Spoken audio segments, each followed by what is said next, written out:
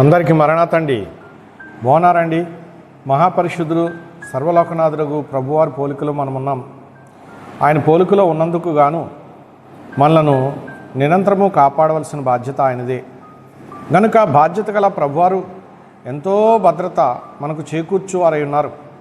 ప్రియ స్నేహితులారా, దేవుని మాటలను మనము గౌరవిస్తూ వాటిని మన హృదయం అనే పలక మీద భద్రంగా వ్రాసుకుని ముద్ర వేసి మనం ఫలించున్నట్లుగా వాటిని నెమరు వేసుకుందాం.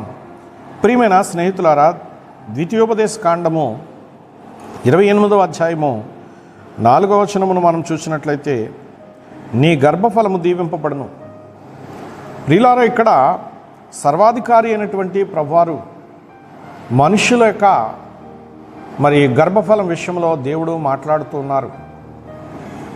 దేవుడు తన పోలికలో ఉన్నటువంటి మానవుల యొక్క గర్భఫలములను దీవింపచేసేవారై ఉన్నారు. ప్రియులారా, గర్భఫలము యెహోవా ఇచ్చే బహుమానమే.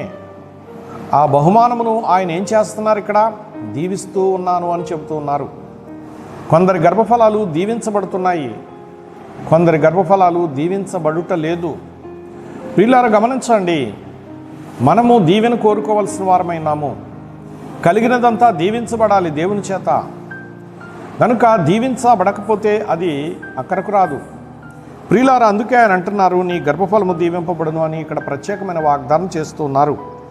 నీ గర్భఫలము, నీ భూఫలము, నీ పశువుల మందలు, నీ దుక్కుటెద్దులు, నీ గొర్రెమేకల మందలు దీవింపబడును అని చెప్పి ఆయన ప్రత్యేకించి మాట్లాడుతూ ఉన్నారు.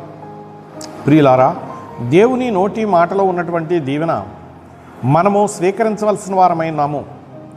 దేవుని నోటి మాటలు మనలను ఫలింపచేయునవై ఉన్నవి. గనుక ఆసక్తిగా దేవుని మాటలు మనం విని హృదయంలో వాటిని భద్రపరుచుకుని ఆశీర్వదించేటటువంటి దేవుని కొరకు ఆశతో కనిపెట్టేవారుగా ఉండాలి.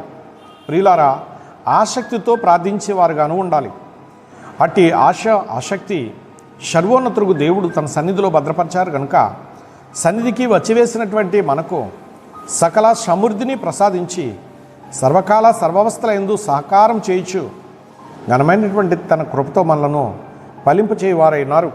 అట్టి దీవెనలు ప్రభువారు నిరతము మనకు ప్రసాదించునుగాక. ఆమె చిన్న ప్రార్థన చేసుకుందామండి. అత్యున్నత సింహాసనముపై ఆసీనుడు అయిన యేసుక్రీస్తు ప్రభువా, నీకు స్తోత్రములు. ఇదిగో ప్రభువా, నీవు గర్భఫలాన్ని ఆశీర్వదిస్తానంటున్నావు, భూఫలములను ఆశీర్వదిస్తానంటున్నావు, భూమిని దున్నే దుక్కుటే ఎద్దులను ఆశీర్వదిస్తానంటున్నావు. ప్రభువా, ఇలాగూ నరుడు వాడే ప్రతి వస్తువు ఆశీర్వదించబడాలని సెలవిస్తున్నావు. ఆశీర్వాదము లేనిది ఏది కూడా నరుని యొద్ద ఉండడానికి వీల్లేదు. నరుడు కూడా దేవుని చేత ఆశీర్వదించబడవలసి ఉన్నది అని చెప్పి లేఖనాల్లో చక్కగా నీవు పొందుపరిచావు. తండ్రి, నీకు స్తోత్రములు.